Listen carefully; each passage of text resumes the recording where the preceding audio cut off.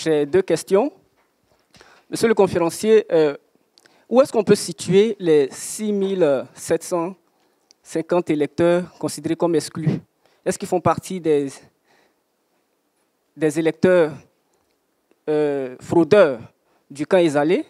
Où est-ce qu'on peut les situer? Ça, c'est la première question. Ils existent sur la liste électorale. Mais je vous ai fait savoir qu'au premier tour, puisque beaucoup de ces électeurs-là n'avaient pas pris part au vote, puisqu'on n'avait pas distribué leur carte, et Ezalé a pu récupérer leur carte d'électeur. Il a fait venir des gens d'Abidjan. Vous savez, il y a deux types de vote. Il y a le vote avec les appareils électroniques et le vote mécanique. Selon la CEI, lorsque il y a des difficultés ou bien une panne au niveau des appareils électroniques, il faut procéder au vote mécanique. C'est ce qui s'est passé partout. Mais entre les deux tours, on a fait le constat que Ezalé a fortement gagné dans cette zone parce que la plupart des opérations de vote ont été faites mécaniquement. Alors qu'ailleurs, c'est le vote électronique. Donc ça a attiré l'attention quand même des observateurs que nous sommes. Et cette fois-ci, de commun accord, nous avons exigé que ce soit le vote électronique partout. Moi-même, je suis témoin oculaire de ce qui s'est passé. C'est moi qui étais ce jour-là à ces bureaux de vote. Nos représentants sont venus me voir pour dire que, attention, partout c'est le vote électronique, mais ici, ils ont arrêté sous prétexte que les appareils étaient en panne. C'est ce qui s'est passé la première fois. Il faut qu'on soit vigilant.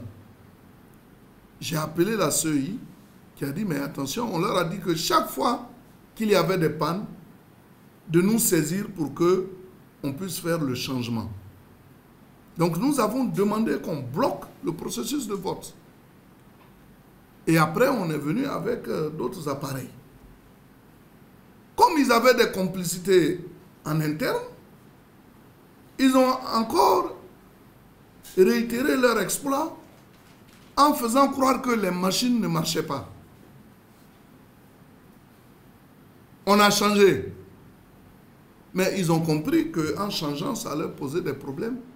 Puisque leurs électeurs, en réalité, à qui on a distribué les cartes d'électeurs, ne sont pas inscrits sur la liste. C'est vrai, les cartes d'électeurs, quand vous allez, vous voyez le nom d'un tel, c'est ce qui est inscrit. Mais la carte d'électeur, la photo qui est dessus, c'est différent de la personne qui en est détentrice. C'est ça le vrai problème. Et donc, les machines, là, lorsque ces personnes mettent leur empreinte digitale sur la machine, ça ne répond pas. Et quand on pousse loin, qu'on voit que le visage, c'est autre chose, on les met de côté. Ceux-là, on les avait arrêtés. Et c'est les mêmes qui ont dit, bon, si on ne les libère pas, ils vont tout saccager. Et dans le même temps, sachant que ce qu'ils ont engagé comme fraude ne peut plus marcher comme auparavant, ils vont donc engager leur deuxième, parce que ils avaient un plan A. Le plan A a échoué, donc il faut mettre en place le plan B. Et le plan B consiste à perturber donc la quiétude de l'élection, venir prendre les urnes. Mais sinon, quand vous voyez, alors qu'au premier tour, il avait eu beaucoup de voix dans ses bureaux, mais les mêmes là qui sont venus casser, c'est eux qui disposent des urnes cassées. Mais un casseur, quand il a cassé, mais il s'en va. Mais le lendemain, quand vous avez vu sur les réseaux sociaux, ils avaient et les bulletins et les urnes cassées. Et curieusement,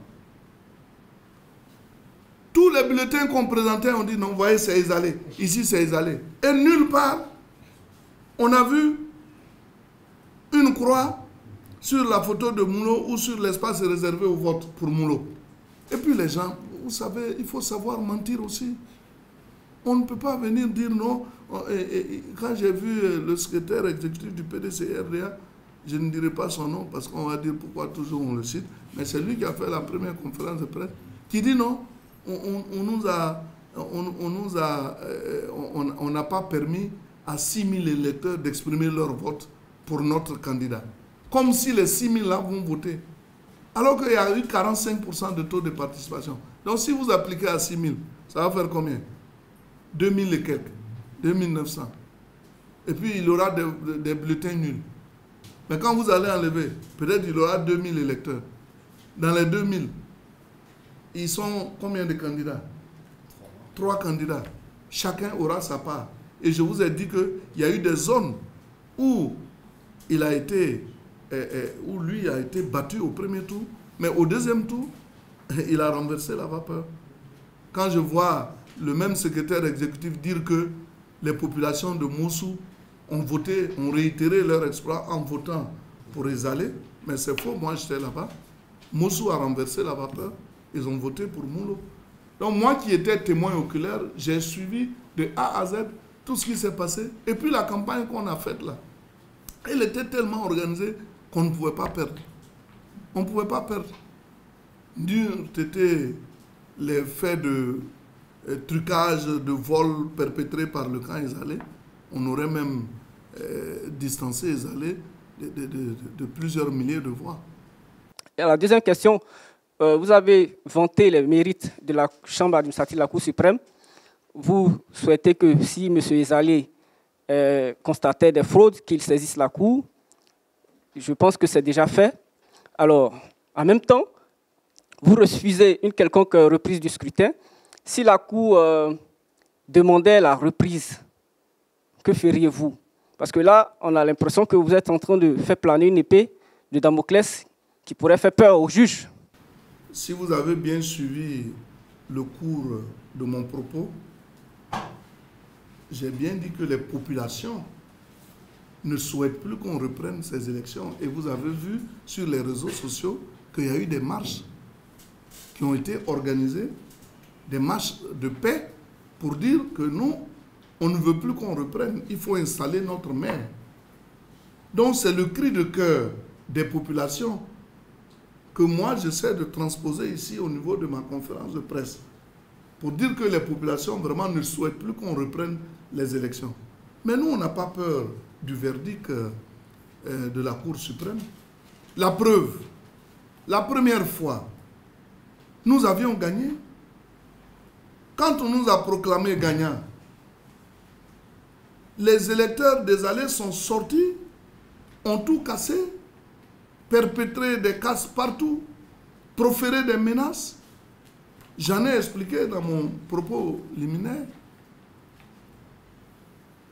Mais il aurait pu saisir la chambre administrative de la Cour suprême, mais il ne l'a pas fait au départ, il a cassé. Mais quand il a été question, par exemple, d'étudier les textes et d'annuler après, quand on a annulé là, lui on l'a proclamé élu.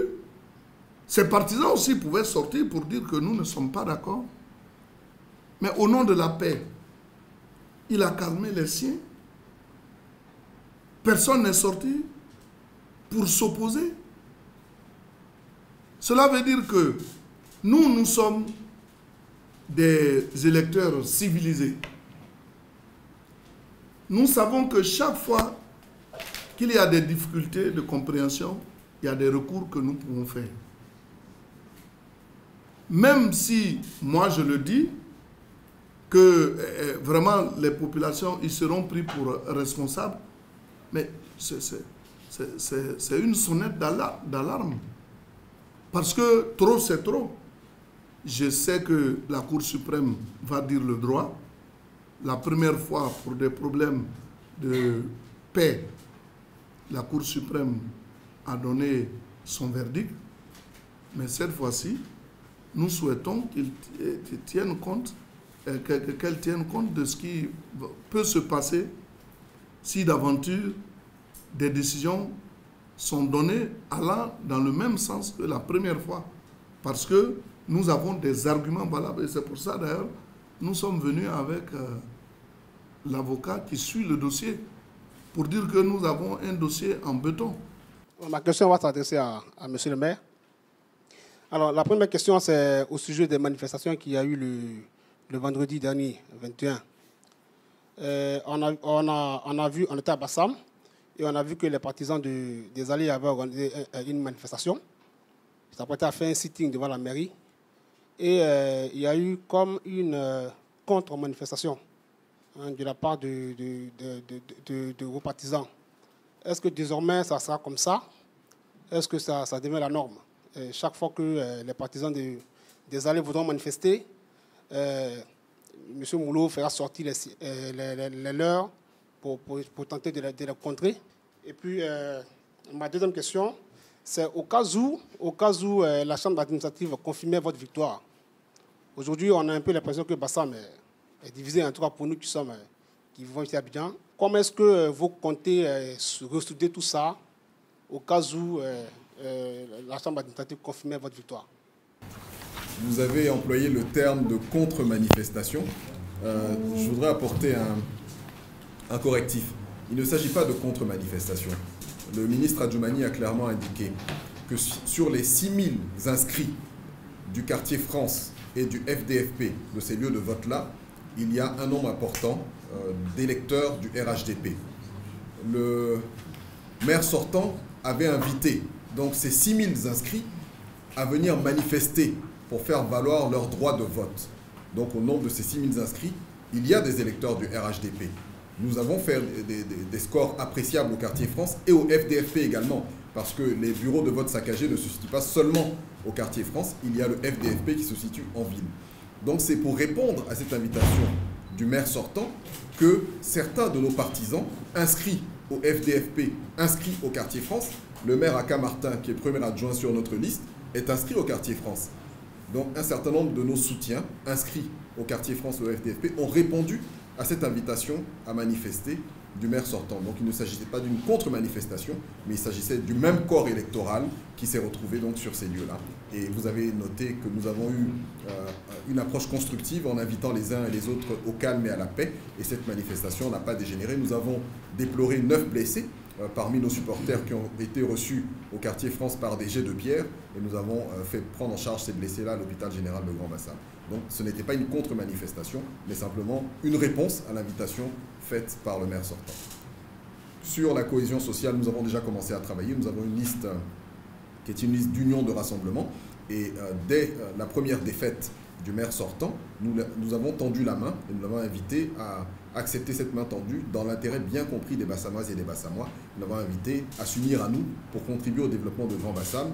Nous avons mis en mission des religieux chrétiens et musulmans pour une rencontre. Il a toujours refusé cette main tendue, il a refusé de nous rencontrer pour pouvoir lancer un appel au calme. Mais nous continuons à travailler dans cet esprit de rassemblement, de cohésion des Bassamoises et des Bassamois. À entendre vos explications, il est clair, vous ne l'avez pas dit certainement, mais il est clair qu'il y a une complicité quelque part de la CEI. Parce que je reviens au premier tour, dans le même endroit, les tablettes sont tombées en panne, les gens sont passés au vote manuel. Au deuxième tour, comme curieusement, comme s'il y avait de la boue dans ces mêmes bureaux, les appareils sont tombés là et votre vigilance a fait qu'on a pu vérifier les choses. La deuxième chose, c'est que même quand on passe au vote manuel, nous avons tous des cartes d'électeurs, on a quand même nos photos, même qu'elles ne sont pas aussi nettes comme l'appareil, mais on ne confondrait pas mon visage avec le visage de mon voisin. Ça, il y a quand même un minimum de vigilance qu'on peut avoir. Est-ce que dans vos démarches, vous avez essayé de l'orienter du côté de la CEI pour chercher à comprendre un peu ce qui s'est passé? Ce n'est pas la CEI qui vient présider aux destinées des bureaux. Ce sont des enseignants. Ils peuvent être des professeurs, des instituteurs qu'on recrute pour être dans les bureaux de vote qui n'ont rien à voir avec la CEI. Mais le président de la CEI est dans son bureau. Il ne peut pas savoir si la machine est en panne ou pas. Et puis, ce ne sont pas les agents de la CEI qui manipulent les appareils. C'est pour cela que je dis qu'il y a des complicités internes. Ça peut exister partout. Mais la CEI a pleinement joué son rôle, puisque chaque fois qu'elle est interpellée, elle vient prendre des mesures pour parer à toute éventualité. C'est ce qui s'est passé chaque fois quand on leur a dit, ils sont venus remplacer les machines. Bon, vous me dites que, est-ce que, voyez-vous, ce sont, même nos représentants dans les bureaux de vote, vous pouvez avoir votre, c'est ce qui s'est passé à Port-Boué. Vous pouvez avoir votre représentant dans les bureaux de vote. Quand vous dites aux gens de venir s'inscrire pour vous représenter dans les bureaux, les gens malins, vous vous souvenez, même à des présidentielles, je ne vais pas vous dire le nom des candidats, il y a un des candidats qui a demandé que tous ceux qui veulent être dans ces bureaux de vote-là, ils viennent se faire inscrire. Et il y a un candidat qui a demandé à tous ces gens de venir s'inscrire. Donc finalement, il y avait lui, ces gens, et puis en fait, ce sont ces gens qui sont dans les bureaux de vote pour représenter le même candidat. Cela peut se passer, mais je ne dis pas que c'est la CEI qui est en faute. Mais on peut bénéficier de la complicité de certaines personnes à l'intérieur d'un bureau de vote. Parce que la machine, si on l'a... Moi, j'ai subi ce cas pendant les élections. Il y a des endroits où quand je dois gagner massivement, on dit non, les machines sont en panne. Mais c'est les enseignants qui les manipulent. Ils disent non, la machine est en panne. Souvent, même quand j'arrive, je dis mais comment c'est en panne? J'appelle là-bas, on fait venir quelqu'un, on dit mais c'est pas en panne. Et c'est volontairement en panne. Parce que ce sont eux qui sont là, qui viennent, qui disent aux gens, bon, venez. Et puis bon, c'est le président du bureau de vote, c'est lui qui a la tablette. Et puis bon, ceux qui vérifient avec la carte d'identité, au cas où c'est un vote mécanique. Mais si on se donne les mots de passe, beaucoup de choses peuvent se passer. C'est pour cela qu'aujourd'hui, là, nous devons exiger que les gens votent avec le système électronique. Ça règle tous les problèmes. Sinon, je ne peux pas accuser la CEI, qui au contraire a joué son rôle. Même cette fois-ci, le représentant de la CEI a été remplacé. Parce qu'on voulait vraiment faire des élections crédibles pour éviter qu'on accuse les uns les autres. On a l'impression que le PDCI accorde un enjeu particulier au cas de Bassam. Pourquoi? Est-ce que Bassam aurait une importance capitale et pour le PDCI? Et puis quelqu'un a dit que lorsque le PDCI perd, ça devient un problème. Et lorsque le PDCI gagne, il n'y a pas de problème. Mais pourquoi cette négative métamorphose? Ça, je pose cette question à vous, puisque vous êtes toujours cadre du PDCI, même si vous êtes sur les traces de Félix Houphouët-Boigny. Alors ce PDCI, votre parti, qui aurait dû être celui qui donne l'exemple aux autres, la patience, etc., le pardon, est aujourd'hui celui qu'on cite en exemple dans le mauvais sens. Alors pourquoi cette négative métamorphose? Moi, je crois que le jour que vous serez devant Djikawe, en train de faire une conférence de presse, vous allez lui poser la question. Et vous dites, bon, je suis PDCI jusqu'à preuve du contraire. Mais moi, je suis ici au titre du RHDP. C'est vrai que le RHDP va se constituer le 26. Mais pour le moment, je suis PDCI. Mais au moment, c'est-à-dire à partir du 26, je vais me déterminer. Et pour répondre à votre question, je dirais que je suis né PDCI, mais je fais ma renaissance au RHDP. J'espère qu'on se comprend bien. Je suis né PDCI, mais je renais RHDP. Est-ce que vous aussi, vous avez déposé ce dossier-là à la Cour suprême pour justement, pour qu'elle puisse mieux examiner et peut-on avoir le contenu des arguments que vous avez pu développer outre ces cas de fraude dont vous avez parlé tout à l'heure? Mais je vous ai dit, pourquoi nous, est-ce que nous avons saisi la Cour suprême? Mais on nous a proclamé vainqueurs. Donc, nous là, nous ne pouvons plus saisir la course, puisque nous avons gagné. Et comme nous avons fait campagne pour gagner, on vient, on proclame les résultats, on nous dit que c'est nous qui avions gagné. Est-ce qu'on a besoin d'aller saisir la Cour suprême? Ce sont les autres qui ont saisi la Cour suprême. On nous a notifié cela et nous avons donc les argumentaires, je crois, qu'ils ont déposés. Et sur la base de l'argumentaire, nous réagissons. Et nous disons sur cette base que nous avons un dossier en béton, à l'image du document que je viens de vous produire.